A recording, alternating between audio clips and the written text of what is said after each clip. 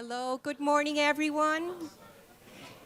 Welcome to this very special event where we're going to be launching a very important campaign under the Race to Resilience called Roof Over Our Heads.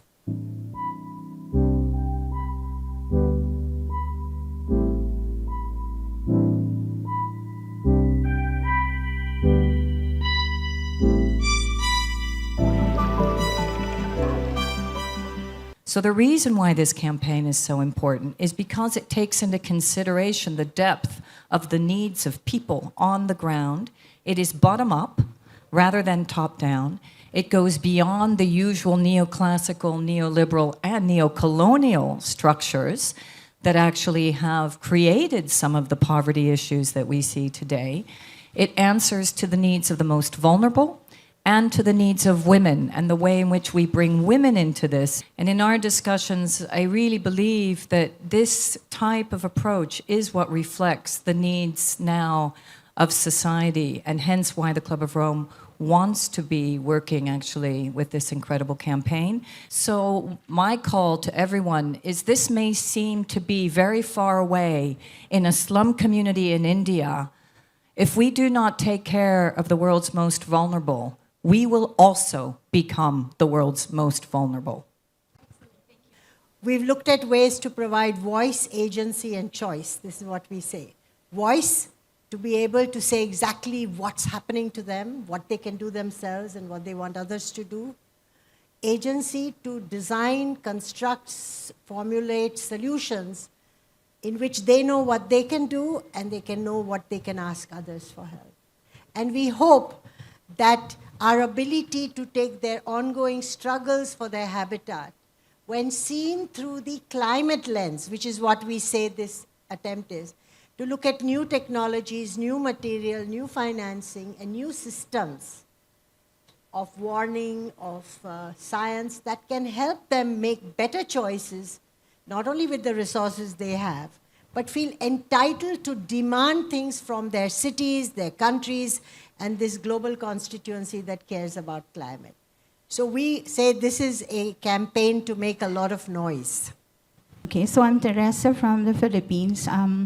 We are part of the Slum Dwellers International. Our organization is 106 communities along, from Manila, Cebu, Davao, all over the Philippines. We are visited by 20, mostly typhoons every year. But you see, we are not here to complain. We are presenting ourselves as solution seekers. We are presenting ourselves as developers of innovations on the ground. We're not saying that we can do this alone. So we're here to, to call for partners for these solutions to be scaled up. We'll have to really do a more drastic kind of action that should go to the communities. The impact should go to the communities. Thank you. The challenge that we have right now is with climate change, the frequency and the intensity of disasters increasing, and the housing that are delivered are not meeting the requirements of the need of the people that are living in those houses. So the issue is scale and the partnership from government and also partnership from the private sector. The private sector is not visible in the delivery of services in informal settlements. So we also want them to come on board and help deliver all these things without forgetting, of course, the issue of affordability, because we are speaking about people that cannot afford services at a certain level. But yeah, there's that possibility. Thank you. So I think we have to come from a lens of empowering those bottom-up that can act on it, but because national governments still have not figured this out. And the stats are that today, 1 billion people around the world live in informal settlements. And if we do nothing, 2 billion people will be by 2050 in informal settlements. Well, the fact that there is deep injustice, there's climate injustice, economic injustice, gender injustice at the heart of this program, but injustice doesn't have to be met just with passive victimhood. In fact, the very opposite is met with resilience, collaboration, resourcefulness, innovation, and yes, a request for some solidarity. I'm really thrilled that we're launching this. We need a lot more partners to come on board, public, private, cities, regions, governments, businesses, and let's commit to getting to COP28 with a lot more partners and a lot of evidence of action on the ground already, and a lot more to come. It's great to be here and to see that Roof Over Our Heads is setting out to achieve tangible differences in people's lives. This is a unique collaboration between suppliers, cities, architects, financiers, academia, and of course the communities themselves. And that's what's going to make the difference, Therese. It really is. I promise you, this is not going to be just talk. I promise you. We'll meet again at our next COP and we'll say, yes, it has worked. So well done to all for the part you've played in creating this unique and wonderful movement together. Sheila, you've given me a great honour of formally announcing the Roof Over Our Heads campaign. On behalf of all of you, I am very pleased to say that the Roof Over Our Heads campaign is now formally launched.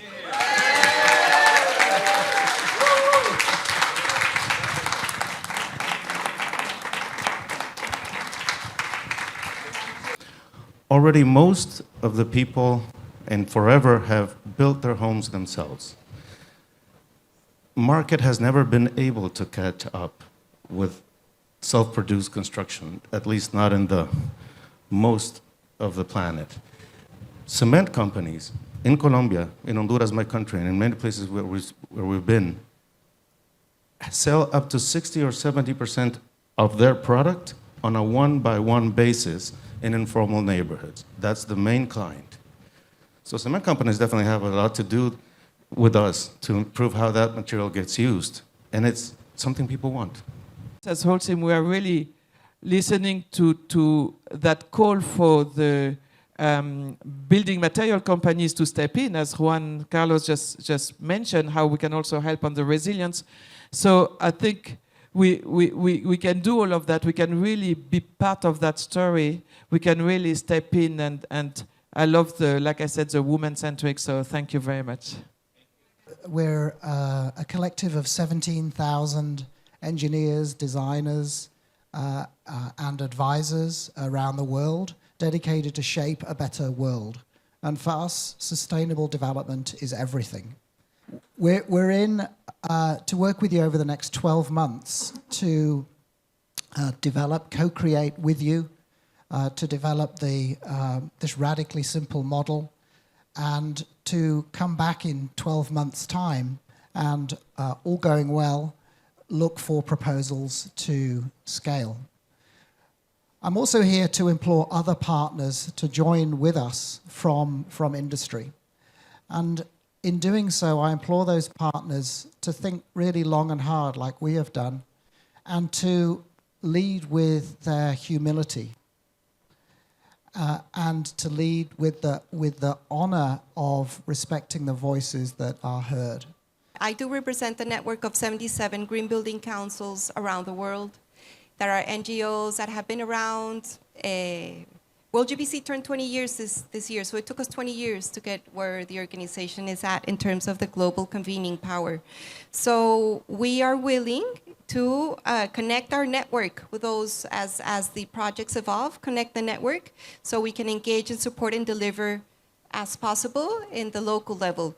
I remember many years ago explaining how the climate issue overlaps with what they are interested in, human rights, working with slum dwellers, and showing that there is a synergy. And I think this is what we are now seeing, that synergy can be brought out and taken forward, and that's a win-win for all of us. And to me, the essence of the Paris Agreement is that we needed governments to form the agreement, but we don't need them necessarily to implement it. We can all implement it. And to me, this is implementing the Paris Agreement by people working together, and in this case, focusing on slum dwellers all over the world, which we heard are extremely important constituency of vulnerable people, but not just vulnerable, people with initiative and agency. And so how do we then harness that together? And to me, that is the way forward, the positives coming out of this. We want to thank you for joining us on our quest to be transformating on habitat issues. If you haven't already committed to working with us, we will make sure that you do, because we truly believe that everybody has a contribution to make, and this connectivity is what will make this process transformatory. All of us are very keen that we intrude into your academic curriculums so that educators begin to teach curriculum about resilient homes, designed in a way that poor people don't feel like it's being dumped on them. We're hoping to work, all of us in fact have to work with us to convince our mayors. They are very tough nuts to crack. So we will have to work with them. We will have to work with the global financing agencies, which are even harder nuts to crack.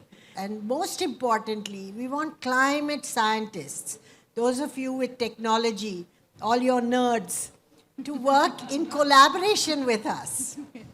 The last thing I want to say is that as people who are vulnerable in the global south, we want to do a sister campaign in the global north called Retrofitting for Resilience.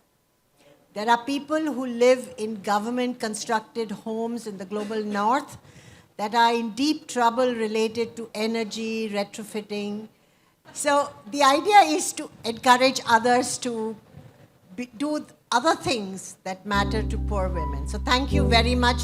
Bye-bye.